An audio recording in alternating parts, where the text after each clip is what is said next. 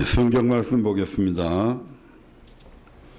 마태복음 24장 13절 말씀. 그러나 끝까지 견디는 자는 구원을 얻으리라. 아멘. 대부분의 성도들은 예수님이 하나님의 아들 그리스도이심을 믿고 주로 고백하면 죄에서 구원받을 뿐만 아니라 영생을 얻었다, 즉 천국을 소유하였다고 믿고 있습니다. 그런데 예수님은 마태복음 24장과 마가복음 13장 그리고 누가복음 21장에서 주의 강림하심과 세상 끝 곧 말세에 일어날 일들을 가르치시면서 끝까지 견디는 자가 구원을 얻는다라고 말씀하셨는데, 이는 예수 그리스도의 이름을 믿고 주로 고백하였다 할지라도 무조건 영생을 얻는 것이 아니라고 하는 사실을 우리에게 시사해 주는 말씀입니다. 그래서 오늘은 끝까지 견디는 자는 구원을 얻으리라는 제목의 말씀을 통해서 구원의 세 가지 의미와 이런 의미를 알지 못하고 신앙생활할 때 많은 오해와 잘못된 구원관으로 인해서 멸망받을 수 있다는 사실을 알아보므로 함께 은혜를 나누고자 합니다. 끝까지 견디는 자는 구원을 얻으리라는 말씀에서 먼저 생각해 보아야 할 것은 구원의 정확한 의미입니다. 대략 구원에는 세 가지의 의미가 있습니다. 성경에서 구원은 주로 세 가지 의미로 사용되어져 있습니다. 그 차이를 정확하게 이해하려면 먼저 하나님께서 이스라엘 백성들에게 하신 출애굽기 6장 6절부터 8절의 언약의 내용을 알아야 합니다. 출애굽기 6장 6절부터 8절의 말씀을 한번 찾아보겠습니다. 그러므로 이스라엘 자손에게 말하기를, 나는 여호와라. 내가 애국 사람의 무거운 짐 밑에서 너희를 빼어내며 그 고역에서 너희를 건지며 편팔과 큰 재앙으로 너희를 구속하여 너희를 내 백성을 삼고 나는 너희 하나님이 되리니, 나는 애국 사람의 무거운 짐 밑에서 너희를 빼어낸 너희 하나님 여호와인 줄 너희가 알지라. 내가 아브라함과 이삭과 야곱에게 주기로 맹세한 땅으로 너희를 인도하고 그 땅을 너희에게 주어 기업을 삼게 하리라. 나는 여호와로라 하셨다 하라. 아멘. 많은 사람들이 출애굽기 6장 6절과 7절과 8절의 언약을 한 덩어리로 하나의 언약으로 이해하고 있습니다. 하지만 우리는 이스라엘 역사를 통해서 이것은 하나의 언약이 아니라 각 절마다 그 의미가 다른 세 가지 언약임을 알 수가 있습니다. 그리고 이 세 가지 언약 안에 오늘 우리가 알아야 될 구원의 세 가지 의미가 들어 있습니다. 첫 번째로 출애굽기 6장 6절의 언약을 다시 한 번 더 6장 6절의 말씀을 한 번 더 읽어보겠습니다. 그러므로 이스라엘 자손에게 말하기를, 나는 여호와라. 내가 애굽 사람의 무거운 짐 밑에서 너희를 빼어내며 그 고역에서 너희를 건지며 편팔과 큰 재앙으로 너희를 구속하여. 하나님은 여호와라고 하는 이름을 걸고 내가 애굽 사람의 무거운 짐 밑에서 너희를 빼어내며 그 고역에서 너희를 건지며 편팔과 큰 재앙으로 너희를 구속하겠다라고 약속하고 계십니다. 이 약속대로 전지전능하신 하나님의 능력으로 애굽에서 나온 이스라엘 백성을 홍해를 건넌 후 구원 하나님을 노래합니다. 이스라엘 백성들이 하나님의 이러한 능력으로 홍해를 건넌 후에 그들이 홍해 건너편에 서서 출애굽기 15장 2절에 보면 여호와는 나의 힘이여 노래시며 그는 나의 구원자요 나의 하나님이라고 하는 신앙 고백을 하게 되죠. 이 사건을 두고 사도 바울은 고린도전서 10장 2절에서 세례를 받았다 이렇게 말씀하고 있는데, 세례는 여러분 어떤 사람에게 줍니까? 예수를 주로 고백한 사람들에게 주는 것이 바로 세례잖아요. 이스라엘 백성의 출애굽권 6장 6절의 언약은 그리스도의 피로 말미암는 구속 곧 제사함을 그래서 의미합니다. 이처럼 구속 곧 제사함의 의미로 쓰인 구원에 관해서 성경에서 많이 말씀하고 있는데 몇 군데만 찾아보도록 하겠습니다. 유다서 1장 5절의 말씀입니다.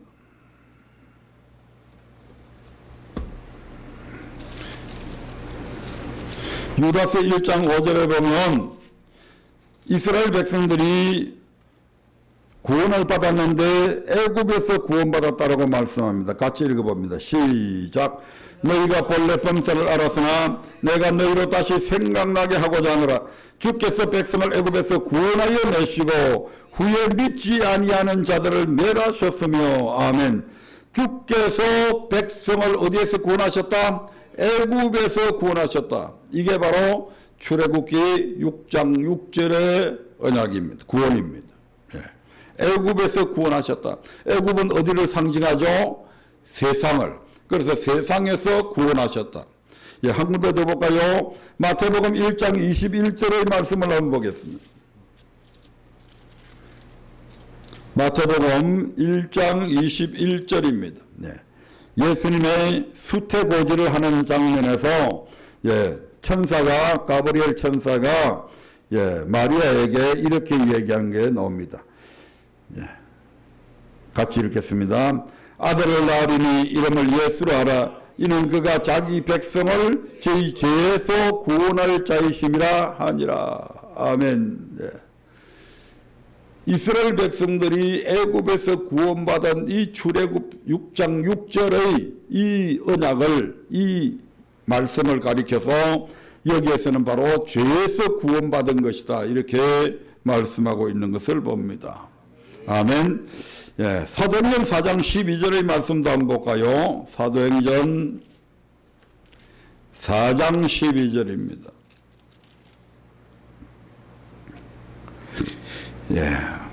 사도 베드로가 수많은 이스라엘 백성들을 모아놓고 그들에게 설교한 내용 중에 이런 말씀을 하시죠. 같이 읽어봅니다. 다른 이로서는 구원을 얻을 수 없나니 천하 인간의 구원을 얻을 만한 다른 이름을 우리에게 주신 일이 없음이니라 하였더라. 이 죄에서 구원, 애굽에서의 구원은 어떤 다른 사람의 이름으로 구원할 수 없다. 어떤 스가모니아의 이름도, 어떤 부처의 이름도, 어떤 소크라테스의 이름도, 공자의 이름도 여기에는 필요가 없습니다. 아멘. 이 죄에서의 구원, 세상에서 구원, 애굽에서의 구원은 오직 예수 그리스도의 이름으로서 많이 구원받는 구원입니다. 하나님의 전적인 은혜죠. 아멘. 그래서 우리는 예수 그리스도의 이름을 믿음을 통해서 죄로부터 구속함을, 구원함을 받습니다. 세상으로부터 구원함을 받습니다. 사망에서 생명으로 옮겨집니다. 아멘. 두 번째로 출애굽기 6장 7절의 언약입니다. 출애굽기 6장 7절.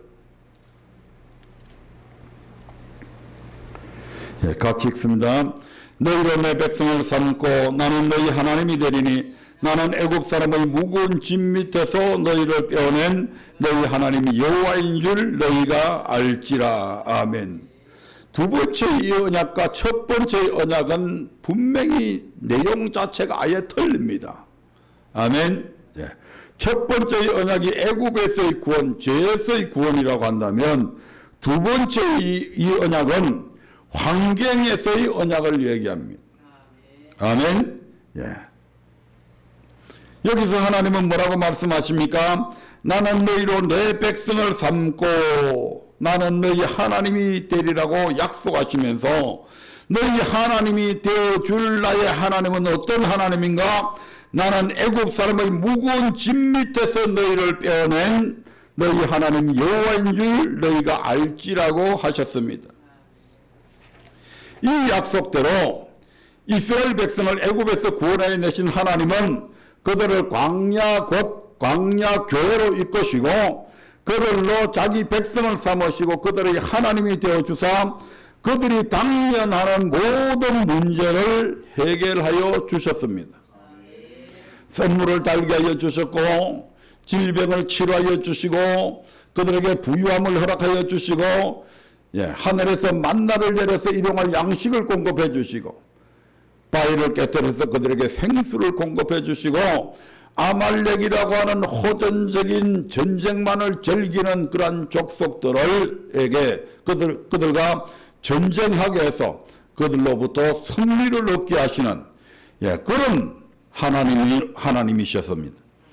따라서 출애굽기 6장 7절의 언약은 구원받은 성도가 즉 애굽에서 구원받은 6장 6절에서의 언약을 통해서 구원받은 성도가 교회 생활을 하게 되는데 교회 생활을 하게 되면 여러 가지 문제들이 발생하게 됩니다.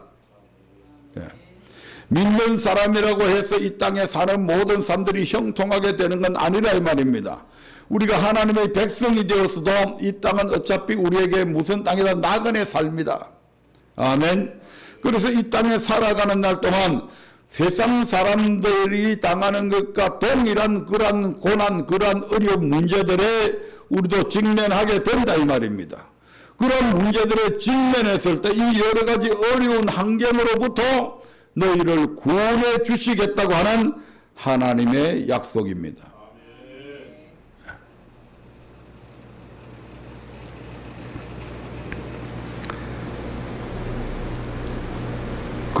그렇게 약속하신 그 하나님이 어떻게 이것을 이루어 주겠다?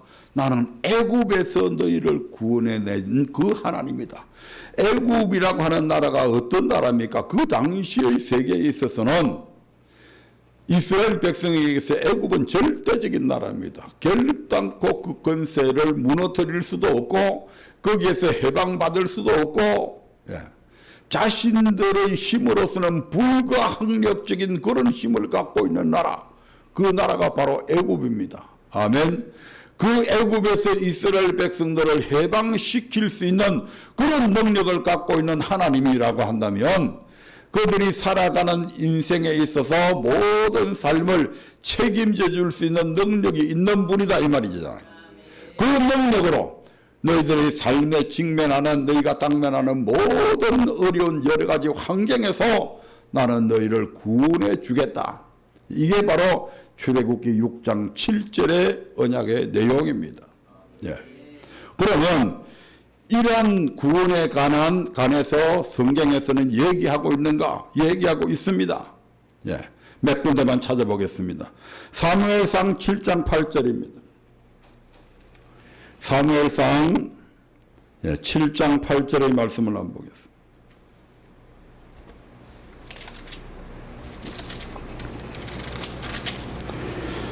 같이 읽어봅니다. 사무엘에게 이르되 당신은 우리를 위하여 우리 하나님 여호와께 쉬지 말고 부르짖어 우리를 블레셋 사람의 손에서 구원하시게 하소서. 아멘. 여기서 분명히 구원이라고 하는 용어가 나오죠. 그런데 이 용어가 지금 죄에서 구원해달라고 하는 용어로 쓰이고 있습니까?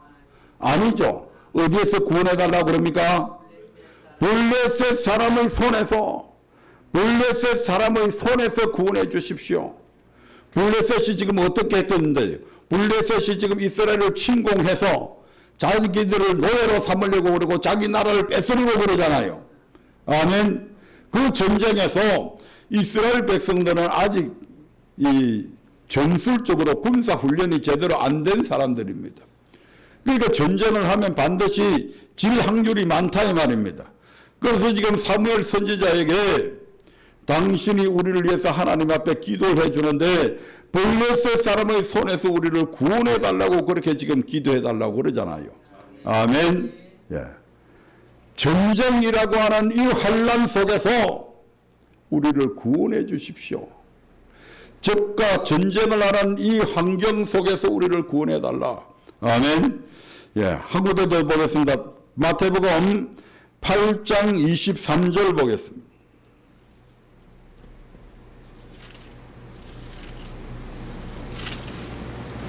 마태복음 8장 23절, 23절부터 읽어보겠습니다. 배에 오르심에 제자들이 쫓았더니 바다에 큰 놀이 일어나 물결이 배에 덮이게 되었으되 예수님 주무시는지라. 그 제자들이 나와 깨우며 가로되 주여 구원하소서 우리가 죽겠나이다. 여기서 주여 구원하소서, 이 말은 지금 죄에서 구원해달라는 얘기입니까? 아니잖아요. 여기에서 이 구원은 이 풍랑에서 지금 얼마나 강풍이 내려쳤던지 물이 지금 배 안으로 막 들어와요. 근데 예수님은 얼마나 피곤했던지 고물에서 지금 주무시고 계시는 거예요. 그래서 지금 자기들의 생명이 지금 경각에 달려 있습니다. 이 풍랑 속에서 완전히 배가 두 조각 나가지고 물 속에 지금 떨어져서 죽느냐 사느냐 하는 그런 위급한 지금 상황에 놓여 있는 겁니다. 그래서 예수님을 지금 주무시는 예수님을 지금 흔들어 막 깨우시는 거예요. 주여 우리를 구원하소서. 어디에서? 이 풍랑에서 우리를 건져달라. 아멘. 이처럼 이 풍랑이라고 하는 이 엄청난 광풍이라고 하는 환경 속에서 우리를 구원해달라고 하는 말씀입니다. 마태복음 9장 20절부터 22절을 보겠습니다. 12회를 혈루증으로 앓는 여자가 예수의 뒤로 와서 그 끄덕가를 만지니 이는 제 마음에 그 끄덕만 만져도 구원을 받겠다 하니라. 예수께서 돌이켜 그를 보시며 가라사대 따라 안심하라. 내 믿음이 너를 구원하였다 하시니 여자가 그 시로 구원을 받으니라. 여기에서 구원 또한 죄에서의 구원이 아니죠. 출애굽기 6장 6절에서 의미하는 그런 구원이 아니고 환경에서 구원해달라. 어떤 환경? 12년 동안이나 혈루증으로 고생하며 가지고 있는 재산 다 탕진하고 이제는 의지할 곳 없던 이 여인이 예수님 그분은 어떤 병도 고칠 수 있다고 하는 소문을 듣고 지금 예수님이 이 혈루증을 12년 동안 알았으니까 무슨 힘이 있겠어요. 그래서 그 예수님이 그 지역을 지나가신다는 말씀을 듣고 이 예수님을 찾아옵니다. 그리고 그 마음에 이 끄덕만 만져도 구원을 받겠다. 무슨 구원? 질병에서 구원을 받겠다. 내가 이 혈루증에서 나음을 얻겠다. 이런 마음이 있었단 얘기죠. 아멘. 그래서 그 딸이 그 수많은 사람들을 비집고 들어가서 예수님의 옷자락을 만지니까 그 적시로 12년 동안이나 혈루증으로 고생하던 그 질병이 깨끗하게 나아버립니다. 그것을 가리켜서 예수님께서 지금 뭐라고 이야기합니까? 따라 안심하라. 내 믿음이 너를 구원했다. 내 믿음이 혈루증이라고 하는 이 질병에서 너를 구원했다. 아멘. 이처럼 질병이라고 하는 이 환경 속에서 구원한 것을 이렇게 표현하고 있습니다. 누가복음 8장 36절의 말씀을 한번 보겠습니다. 누가복음 8장 36절에 같이 읽습니다. 귀신 들렸던 자의 어떻게 구원받은 것을 본 자들이 저희에게 이르매. 아멘. 예수님께서 그라사인이라고 하는 땅에 갔을 때에 무덤가에 있던 군대 귀신 들린 자를 예수님께서 고쳐주셨죠. 아멘. 그것을 본 사람들이 그래서 약 2,000마리나 되는 돼지떼에게 그 군대 귀신들이 들어가서 이 돼지떼가 2,000마리나 죽어버리잖아요. 그 소동이 벌어지자 많은 사람들이 막 도대체 어떻게 된 일이냐 하고 모여들게 되죠. 그때 그 강경을 받던 사람들이 귀신 들렸던 자가 어떻게 구원을 받았다. 이 사람은 어디에서 구원받았다? 귀신에서 구원받았다. 아멘. 마지막으로 한 군데만 더 볼까요? 사도행전 27장 43절 44절을 보겠습니다. 사도행전 27장 43절 44절입니다.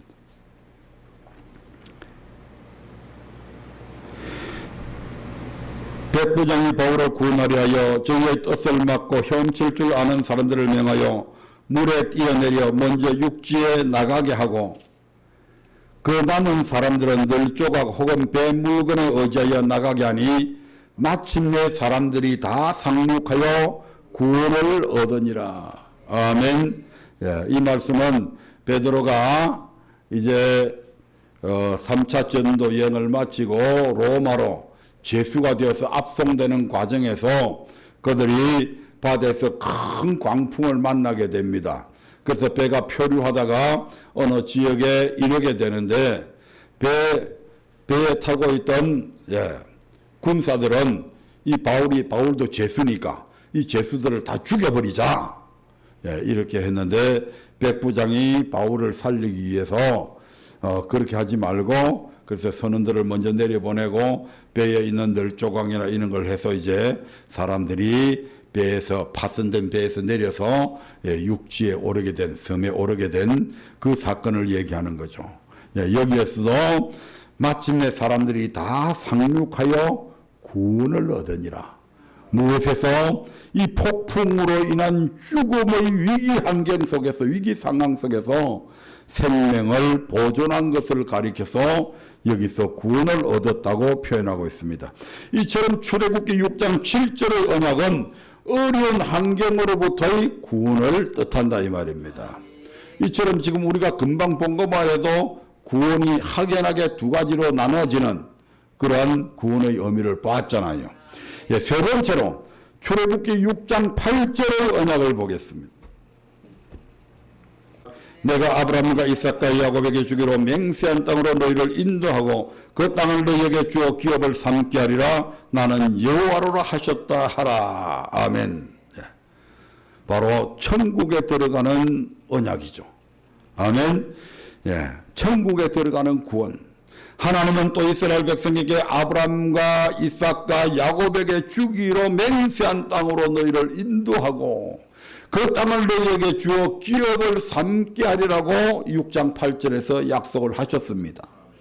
성경은 하나님께서 아브라함과 이삭과 야곱에게 주기로 맹세한 땅 그 가나안을 가리켜서 하나님의 안식이라고 그렇게 표현하고 있습니다. 아멘. 시편 95편 11절을 볼까요? 그러므로 내가 너희와 맹세하기를 저희는 내 안식에 들어오지 못하리라 하였도다. 아멘. 가나안 땅에 지금 들어가야 되는데 그 가나안 땅을 가리켜서 안식이라고 이렇게 말씀을 하고 있습니다.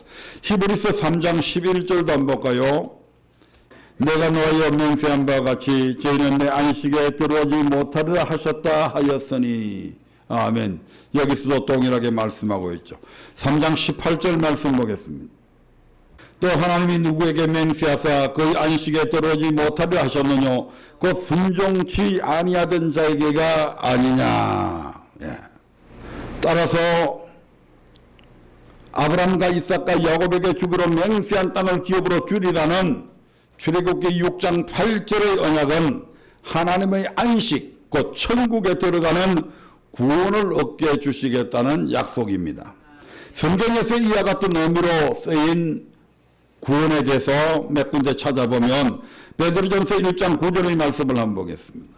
베드로전서 1장 9절에서 이 구원을 가리켜서 뭐라고 말씀하고 있는지 찾아보겠습니다. 시작. 믿음의 결국 곧 영혼의 구원을 받음이라. 영혼 구원이다. 히브리서 10장 39절의 말씀 한번 볼까요? 히브리서 10장 39절. 시작. 우리는 뒤로 물러가 침륜에 빠질 자가 아니요 오직 영혼을 구원함에 이르는 믿음을 가진 자니라. 오직 영혼을 구원함에 이르는 믿음을 가진 자다. 그럼 영혼 구원에 이르는 믿음이 따로 있고 죄에서 구원받는 믿음이 따로 있고 환경에서 구원받는 믿음이 따로 있다는 얘기잖아요. 우리는 영혼 구원에 이르는 믿음을 가진 자다.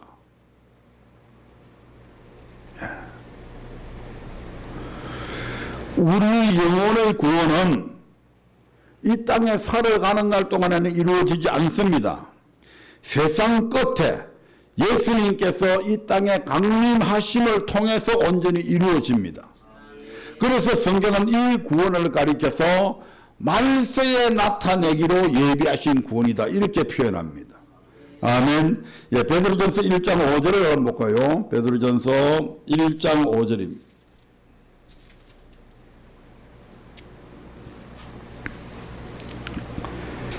예, 4절부터 한번 볼까요? 4절부터. 썩지 않고 더럽지 않고 쇠하지 아니하는 기업을 입게 하시나니 곧 너희를 위하여 하늘에 간직하신 것이라. 너희가 말세에 나타내기로 예비하신 구원을 얻기 위하여 믿음으로 말미암아 하나님의 능력으로 보호하심을 입었나니. 아멘. 이 영혼의 구원은 말세에 나타내기로 예비하신 구원입니다. 아멘. 그래서 예수님 외에는 지금까지 아무도 천국에 간 사람이 있다 없다? 없습니다. 우편강도는 천국에 갔어요. 아니 당신의 나라에 임하기를 원합니다. 우편강도가 그렇게 요구했죠. 그런데 예수님은 뭐라고 이야기합니까? 오늘 네가 나와 함께 어디에 있을 것이다? 나그네 있을 것이다 이야기합니다. 천국에 올라간 사람은 예수님 외에는 아무도 없습니다. 이 천국에 가는 것은 말세에 나타내기로 예비하신 구원이다. 우리가 죽어야, 아멘, 예수님께서 이 땅에 재림하셔야 이루어지는 구원이다 이 말입니다. 아멘. 우리의 영혼의 구원, 말세에 나타내기로 예비하신 구원은 우리의 썩을 몸이 썩지 아니하는 몸을 입고 하나님의 안식과 천국에 들어가는 구원을 말합니다. 예, 디모데후서 4장 18절을 한번 보겠습니다. 디모데후서 4장 18절 말씀을 한번 봅니다. 시작. 주께서 나를 모든 악한 일에서 건져내시고 또 그의 천국에 들어가도록 구원하시리니. 아멘. 예. 만약 출애굽기 6장 6절과 7절과 8절의 언약이 하나의 약속이라면 애굽에서 구원받은 그들은 반드시 가나안 땅까지 들어가는 구원을 받아야 됩니다. 아멘. 예. 그런데 우리가 성경을 쭉 살펴보지만 애굽에서 구원받은 자손의 다수가 이 가나안 땅에 들어가지 못하고 광야에서 뭘 했어요? 멸망을 받았잖아요. 예. 그런데 어떻게 이게 애굽에서 구원받았다. 왜서 가나안 땅에 이렇게 못 들어갔는데 우리가 고백해서 하나님의 백성이 되었다고 해서 하나님의 백성은 무조건 다 천국 들어간다. 천만의 말씀 만만의 콩떡 같은 얘기입니다. 아멘. 예. 우리가 고린도전서 10장 1절부터 5절까지 보면 이스라엘 백성들이 모세를 쫓아 애굽에서 나와서 홍해 바다에서 세례를 받고 그들이 신령한 식물을 먹고 신령한 음료를 마시고, 예. 아멘. 그렇게 했음에도 불구하고 그들의 다수가 악을 즐겨함을 통해서 이 가나안 땅에 들어가지 못하고 저들이 다수가 멸망했다고 분명하게 그렇게 말씀하고 있잖아요.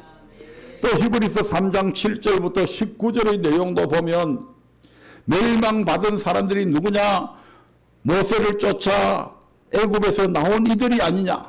애굽에서 나온 모세를 쫓아 애굽에서 나온 이스라엘 백성들이 무엇을 통해서? 범죄함을 통해서, 또 무엇을 통해서? 하나님의 주시는 말씀에 순종치 아니함을 통해서 저들의 다수가 광야에서 멸망받았다. 안식에 들어가지 못했다. 아멘. 예. 유다서 1장 5절에서도 저들이 애굽에서는 구원받았지만 후에 마음으로 순종치 아니함을 통해서 멸망을 받았다고 말씀하고 있잖아요. 아멘. 네. 이로 볼 때에 출애굽기 6장 6절과 7절과 8절의 언약은 하나의 언약이 아니라 각각 다른 언약이고 성경에 나오는 구원이라는 단어 역시 경우에 따라서 죄에서 구원하는 환경에서 구원, 천국에 들어가는 구원으로 그 의미를 각각 달리하고 있음을 우리가 알 수 있습니다. 아멘. 예, 그러므로 성경을 읽을 때 이를 구분하여 읽으면 구원에 관한 한보다 이해하기가 용이할 것입니다. 끝까지 견디는 자는 구원을 얻으리라. 출애굽기 6장 6절과 7절과 8절의 세 가지 언약을 통한 구원의 의미를 통해서 볼 때 끝까지 견디는 자는 구원을 얻으리라는 말씀에서 구원은 무엇을 의미합니까? 끝까지 견디는 자는 구원을 얻으리라는 이 구원은 무엇을 어떤 구원을 의미합니까? 또 끝까지 견디는 자는 무엇에 대해서 끝까지 견뎌야 된다는 것을 말합니까? 이 말씀을 받는 마태복음 24장에서 이 말씀을 받는 대상은 이방인이 아니라 바로 예수님의 제자들입니다. 예, 제자들로서 이들은 이미 예수 그리스도의 이름을 믿고 고백함으로 구속과 제사함을 받은 자들이죠. 따라서 여기에서 구원은 죄에서 구원이 아님을 알 수가 있습니다. 아멘. 죄에서 구원받는 건 이미 받았잖아요. 그런데 예수님께서 제자들에게 너희가 끝까지 견뎌야 구원받는다. 이게 죄에서 구원받은 그하고는 명백하게 다르잖아요, 지금. 아멘? 예. 즉, 구속, 그 제사함을 받은 성도라 하더라도 끝까지 견뎌야 구원을 얻을 수 있다는 것입니다. 그렇다면 이 말씀에서의 구원은 무엇을 의미합니까? 이 말씀이 기록된 본문을 살펴보므로 그 의미를 찾아보고자 합니다. 먼저 마태복음 24장입니다.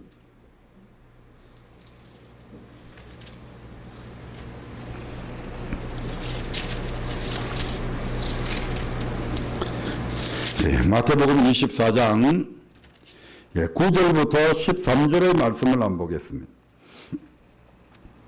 네, 같이 읽어보도록 하겠습니다.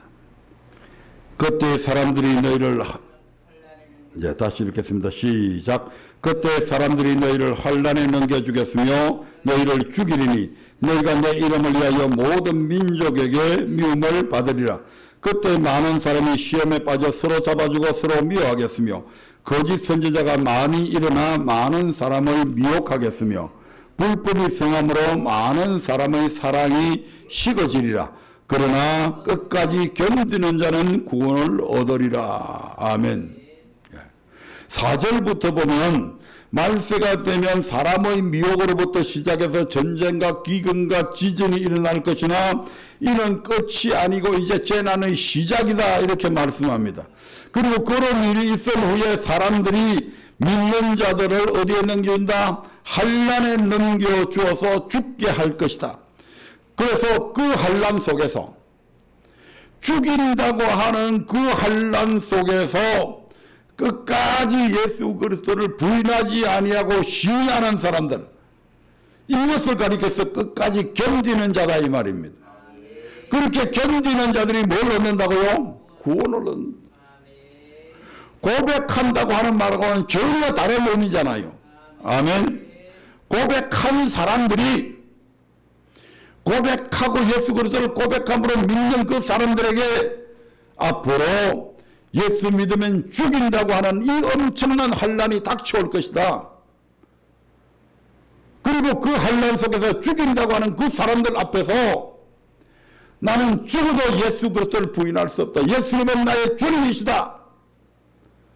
그렇게 고백하는 사람이 구원을 얻는다는 얘기입니다. 아멘. 마가복음 13장도 한번 볼까요? 마가복음 13장 12절부터 13절의 말씀 보겠습니다. 마가복음 13장 12절 13절.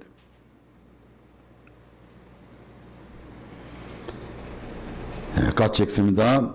형제가 형제를, 아비가 자식을 죽는 데 내어주며 자식들이 부모를 대적하여 죽게 하리라. 또 너희가 내 이름을 위하여 모든 사람에게 미움을 받을 것이나 나중까지 견디는 자는 구원을 얻으리라. 마가복음 13장 역시 4절부터 읽어보면 사람의 미혹이 있고 전쟁이 있고 지진과 기근이 있고 그 다음에 순교가 있고 만국에 복음이 전파되는 그 일이 이루어진 후에 형제가 형제를, 자식이 부모를, 심지어 아비가 자식을 죽는데 내어주며 예수 믿는 성도들이 모든 사람에게 미움을 받게 되는 환난의 때가 올 것인데, 이때 나중까지 견디는 자가 구원을 얻게 된다고 말씀합니다. 다음으로 누가복음 21장을 보겠습니다. 누가복음 21장 16절부터 19절의 말씀을 한번 보겠습니다. 심지어 부모와 형제와 친척과 벗이 너희를 넘겨주어 너희 중에 넷을 죽이게 하겠고 또 너희가 내 이름을 인하여 모든 사람에게 미움을 받을 것이나 너희 머리털 하나도 상치 아니하리라.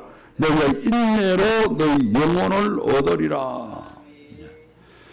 누가복음 21장에서도 8절부터 읽어보면 사람의 미혹, 전쟁, 큰 지진과 기근, 언역, 순교, 하늘로서 큰 징조가 있은 후에 부모와 형제와 친척과 벗이 예수 믿는 사람들을 죽는데 넘겨주며 또 모든 사람이 예수 믿는 사람을 미워하는 환난이 있을 것인데, 이 환난 속에서 인내로 우리 영혼을 얻으리라고 말씀합니다. 인내함으로 그 환난을 끝까지 견디는 자는 영혼의 구원을 얻게 된다는 말입니다. 이 외에도 마태복음 10장에 보면 예수님께서 12제자를 보내시며 이와 동일한 말씀을 하시죠. 마태복음 10장 21절 22절의 말씀을 한번 보겠습니다. 장자 형제가 형제를, 아비가 자식을 죽이는데 내어주며 자식들이 부모를 대적하여 죽게 하리라. 또 너희가 내 이름을 위하여 모든 사람에게 미움을 받을 것이나 나중까지 견디는 자는 구원을 얻으리라. 나중까지 견디는 자는 구원을 얻는다. 이상 마태, 마가, 누가복음에서 볼 때 끝까지 견디는 자는 구원을 얻으리라는 말씀은 예수 믿는 사람을 죽는 데 내어주는 환난, 곧 형제가 형제를, 자식이 부모를, 심지어 아비가 그 자식을 죽는 데 내어주는 환난의 때에 끝까지 견디는 자는, 다른 말로 주의 이름을 시인하는 자가 구원을 얻는다. 그리고 여기서 말하는 이 구원은 죄에서의 구원도 아니요 환경에서의 구원도 아니요 바로 천국에 들어가는 구원, 영원 구원이다. 아멘. 그런데 성경이 이렇게 분명하게 말씀하고 있는데도 불구하고 이를 믿는 자들이 적습니다. 이 말을 안 믿는다 이 말입니다.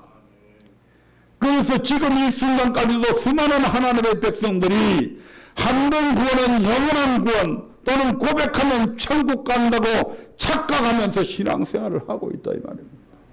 참 안타까운 일이죠.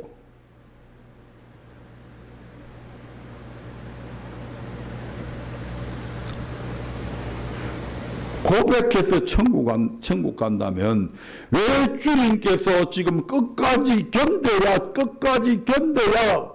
구원을 얻는다고 왜 이런 말씀을 하셨나 이 말입니다. 그럼 주님의 말씀과 지금 우리 목사님이 전해주는 말씀이, 주님의 말씀과 어느 학자가 하는 말씀이 틀리면 거기에 의문을 가져봐야 되잖아요. 응? 도대체 믿음이 너무 좋은 건지, 머리가 뽕꾸라가 돼가지고 말귀를 못 알아듣는 건지,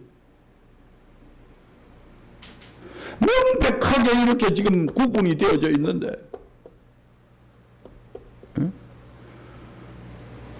죄에서 구원받으면 고백함으로 천국 간다면 주님께서 왜 이런 말씀을 왜 하셨냐고요. 왜 아무 필요도 없는 얘기를, 주님의 3년 동안의 그 생애가 긴 생애가 아니잖아요. 그 짧은 속에 제자들에게 말씀을 가르치기 위해서 우리 주님은 밤낮으로 가르치셨습니다. 오늘날 뭐 신학교에서 일주일에 뭐 3일 정도 뭐 이런 식으로 가르친 게 아니라니까요. 월요일부터 금요일까지만 가르치고 이런 게 아니라니까. 3년 동안 주님은 쉴 새 없이 밤낮으로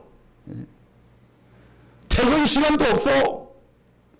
야 6시 됐으니까 이제 내일 전하자 이게 아니라니까.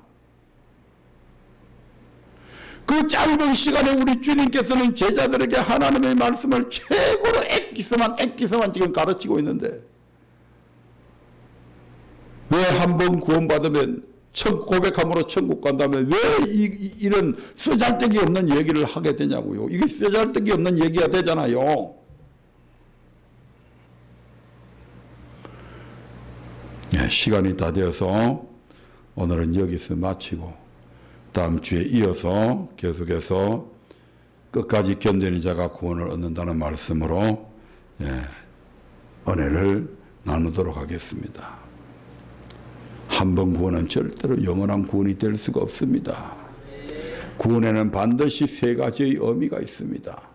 죄에서 구원받는 것이 있고 여러 가지 우리가 생활하는데 여러 가지 환경으로부터 어려움 속에서 구원받는 구원이 있고 그리고 우리가 생명을 다하는 그날 죽어서 우리 주님께서 재림하실 때에 우리의 몸이 썩어질 몸이 썩지 아니할 몸으로 변화체가 되어져서 받는 우리의 영혼의 구원이 반드시 있다 이 말입니다. 꼭 기억하셔서 우리는 첫 번째 것은 다 받았습니다. 두 번째 것은 어떤 의미에서 최악의 경우에 안 받아도 상관없습니다. 아멘. 그러나 마지막 이 영혼의 구원만은 어떤 일이 있어도 우리가 받아야 됩니다. 이거 못 받으면 우리 신앙생활 하는 이 모든 것이 헛것이다. 성경은 그렇게 얘기하잖아요. 아멘. 네. 우리 모두 끝까지 인내함으로 영혼 구원에 이르는 저와 여러분들 되시기를 주의 이름으로 축원드립니다.